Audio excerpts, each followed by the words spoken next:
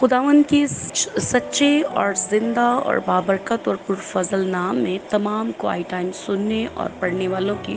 खिदमत में सलाम अर्ज़ करती हूँ। आज 29 मई को का हवाला जो हमारी तरबियत और हमारी नसीहत के लिए खुदा ने हमें अता किया है, उसका लूका तबीब की मुआरफत यीशु मसीह की अंजील उसका चौथा बाब उसकी पहली से 8 आयत। फिर यीशु रूह कुद्स से भरा हुआ यरदन से लौटा और 40 दिन तक रूह की हिदायत से बियाबान में फिरता रहा और इब्लीस उसे आजमाता रहा। उन दिनों में उसने कुछ न खाया और जब वो दिन पूरे हो गए तो उसे भूख लगी और इब्लीस ने उससे कहा कि अगर तू खुदा का बेटा है तो इस पत्थर से कह कि रोटी बन जाए। यीशु ने उसको जवाब दिया, लिखा है कि आदमी सिर्फ रोटी ही से जीता न रहेगा। और इब्लीस ने उसे ऊंचे पर ले जाकर दुनिया की सब सल्तनतें पल भर में दिखाई और उससे कहा कि ये सारा इख्तियार और उनकी शान शौकत मैं तुझे दे दूंगा, क्योंकि ये मेरे सुपुर्द है और जिसको चाहता हूँ देता हूँ।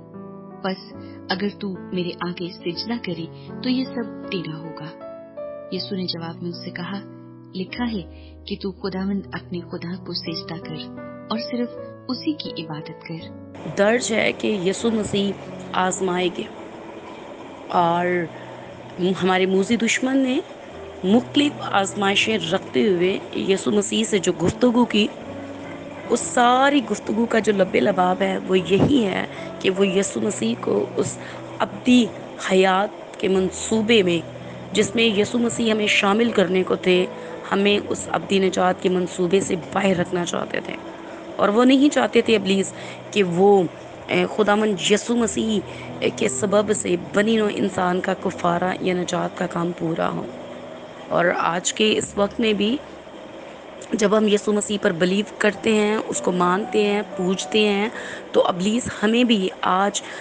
यीशु मसीह से दूर रखने के लिए, उसकी राहों से दूर रखने के लिए, उसके ज़ोर में बढ़ने से दूर रखने के लिए बहुत सारी ऐसी आजमाइशें हमारी ज़िंदगी में ले आता है, जिसमें अक्सर हम गिर कर यीशु का इनकार करते हैं और कमज़ोर होकर फिर अब्दी हयात के दरवाज़ों में जाने के बजाय अब्दी मौत की तरफ हमारा रुख मोड़ देता है और हम उसकी उनकी शरारतों को समझते नहीं हैं। आज इस हवाले को सामने रखते हुए और मद्देनज़र रखते हुए हमें इस हवाले पर गौर करते हुए ये समझने की ज़रूरत है कि जिस तरह यीशु मसीह ने उसकी सारी मकारियों का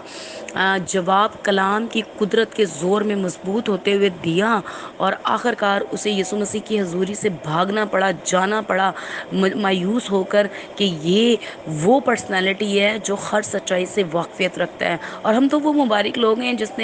जिनको यीशु मसीह की कुर्बानी के बायस, उसके कलाम के बायस ऐसा सुपर पावर, एक सुपर नेचुरल कुव्वत दी गई है जिसके सबब से हम उसकी रूह कुद्दस की हदायत में, जो हमारा मददगार भी है, उसके कलाम को पढ़कर, सुनकर और उसको समझकर और उसकी ज़िंदगी, अपनी ज़िंदगी में उस कलाम को लेकर हम हर रोज़ उसकी शरारतों का और मकारियों का यूं जवाब दे सकते हैं कि जिस तरह यीशु मसीह ने दिया और जिस तरह यीशु मसीह फाते हुए उसकी सारी रखी गई उन शराइत पर हम भी आज उन तमाम आजमाइशों पर फाते हो सकते हैं और यीशु मसीह को जलाल दे सकते हैं जिस तरह यीशु मसीह ने अपने बाप खुदा को जलाल दिया। मैं इस बात से बेहद खुश हूँ कि खुदावंद ने हमारे सामने एक ऐसी कामिल मिसाल रख दी है जिसको हम पढ़ते हुए और समझते हुए ज़िंदगी में कभी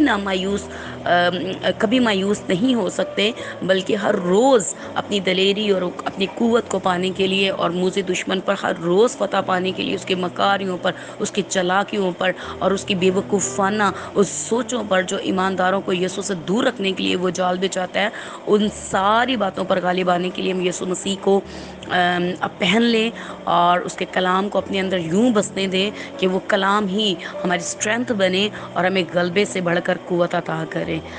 मैं ईमान रखती हूँ कि आज के इस हवाले के वसीला से, इसके सुनने के वसीले से खुदा आपकी रूहों को बरकत दे और अपने में मजबूत होने का फजल दे। आमीन।